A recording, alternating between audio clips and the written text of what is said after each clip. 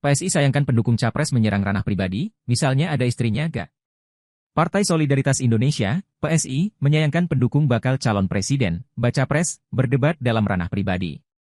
PSI menilai hal tersebut merupakan hal yang substansial untuk dibahas dalam kontestasi politik. Wakil Ketua Dewan Pembina PSI, Grace Natali meminta para pendukung baca pres berhenti melakukan tindakan tersebut. Grace mengaku tindakan itu juga bertentangan dengan PSI.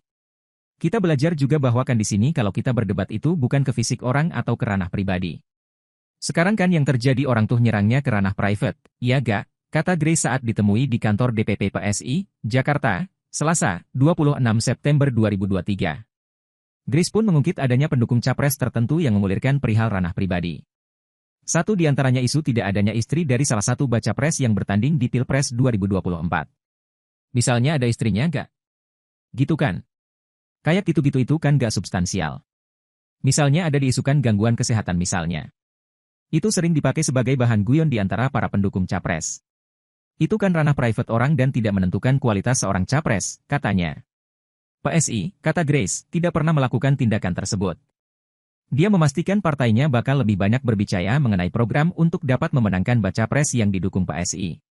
Kita gak pernah masuk ke ranah privat orang, pasti ke program.